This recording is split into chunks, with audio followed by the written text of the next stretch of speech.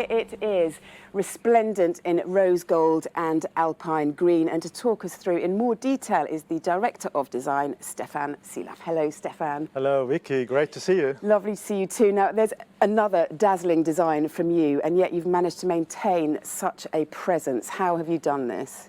Yeah, I had the privilege with the great Bentley design team to work mainly on the front and also on the rear of the Bentayga 2, and yeah, do some significant change, but also improvement.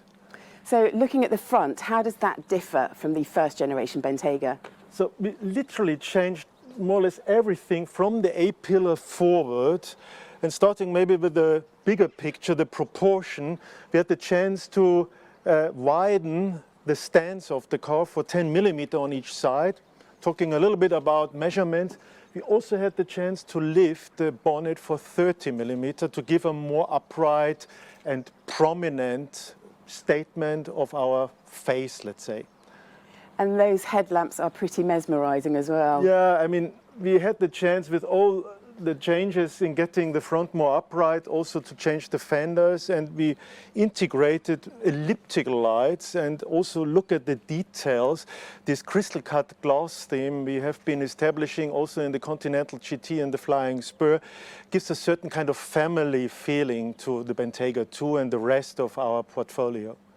Now, I notice as well that you've brought that through to the rear, and this is a new back end. So if you can talk us through this, that would be lovely. Yeah, I mean, the rear end is really doing a big step. Also with regard to the stance, again, the wheels came out also in the rear for 10 millimeter.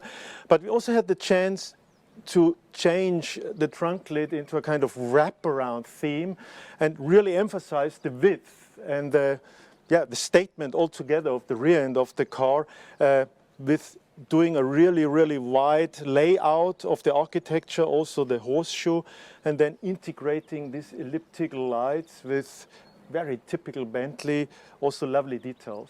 It does look a lot wider, is it? Or is it just magic from you? It is not wider, it is, I wouldn't say magic, but it is a part of our, let's say, professional business to make things look really more and more advanced, and this was one of our little tricks we were playing, let's say.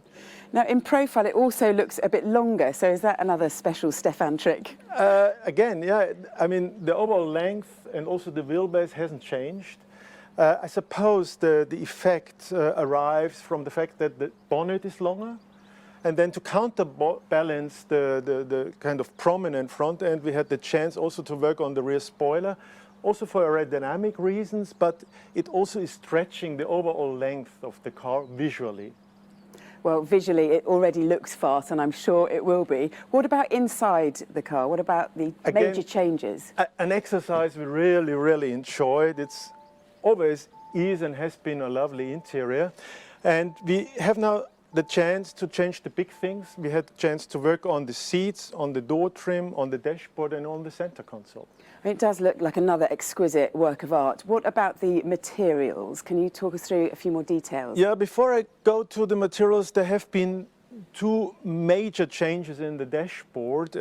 So the whole, let's say, dashboard became more digital. So we integrated a digital combi instrument and also a 10.3-inch digital display in the center console. And Chris is going to talk a little bit more in detail about all the technical effects of these devices. Yeah, and coming back to your question on the materials, I give you a few examples. One of the things I really love is this decoration part over here in the door trim, in the dashboard. It's diamond polished 3D aluminum. And we're talking a little bit also about sustainability in this case. We have two more new veneers, sustainable veneers introduced as well. The Koa and the crown cut walnut. Focusing on details in the door trim, in the seats, we have the quilting, and it is in the seats also accompanied with a new micro piping, so it gives a very modern statement.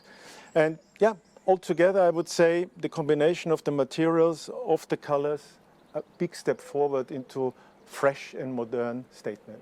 Lovely. Thank you so much indeed for that first look, Stefan. My pleasure, Vicky. Thank you.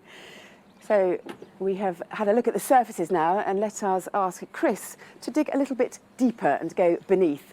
Chris, can you talk us through the cabin, please, from your point of view? Of course, yes. So we'll start with the back of the rear part of the car because, as I said, one of the key objectives was to improve on the comfort of the passengers and really look to get that, enhance what we had as a really high level of comfort, take it one step further. So with some innovative work with seats, new seating arrangements, we've increased the leg room for the passengers, in particular on the 4-seat variant with different positioning of the occupant. We've got up to 100 millimetres additional knee room, which is really good and really helps set off that sort of limousine experience in the back of the car. And with the 5-seat, we've introduced cooling in the seats as well as heating in the seats. There's also, for the rear occupants, an enhancement in the touchscreen remote with a 5-inch screen now with more functionality that allows the people in the rear of the car to have much more control over the climate, over the music that's playing and some of the important information about what the car's doing, which is great for just entertainment generally in the back of the car. So the rear cabin has more comfort and even more control, particularly for children who will love that. Yes. And for the customers who want to drive rather than be driven, what can they expect up front? Well, it's a formidable driving machine, as we know, anyway. So what we wanted to do was really give it an extra boost in terms of the technology, so that for this new Bentayga, we had a step forward in terms of the actual infotainment. It's all of the digital and electronic equipment in the car. As Stefan said, a new touchscreen in the centre part of the fascia with the very latest infotainment system, much more intuitive to use with many, many more features compared to the first Bentayga, and a digital combi display, but also importantly for the real driving experience, a head-up display has been enhanced with more information for the driver, real-time traffic information, for example, and road condition data on the head-up display, which just makes it all, enhances that whole driving experience. So when it comes to connectivity, how much of a connected car is it? So every new Bentayga comes with an embedded SIM. That means that we can connect the car instantly to My Bentley services, and with the launch of the new Bentayga brings a new set of services for connected car. We expect to see about 10-fold increase in the use of such connected services, which is a real step of technology boost and what the customers really demand from us. And with that, that means that all of the additional information, so a download of nav, updates, for example, points of interest, and importantly, additional speech recognition as well for the driver, extra functionality through speech, which makes the whole driving experience more safe as well. Yeah, absolutely, and that's all becoming so much more important every day. And what about technology across the rest of the car? So, again, something that was already brilliant, we wanted to make even better, which was interesting, as I said earlier. So we launched the car with the 4-litre V8, 550 PS engine, which is extremely efficient. And is our biggest selling engine in Bentayga. So we're really pleased to do that. Also, the innovative 48-volt body control system is on the vehicle and has been enhanced with, for example, as Stefan said, the difference in the track of the vehicle. That extra 20 millimetres makes all the difference to just improve what was already great, just one step forward in terms of steering feel and lateral control of the car.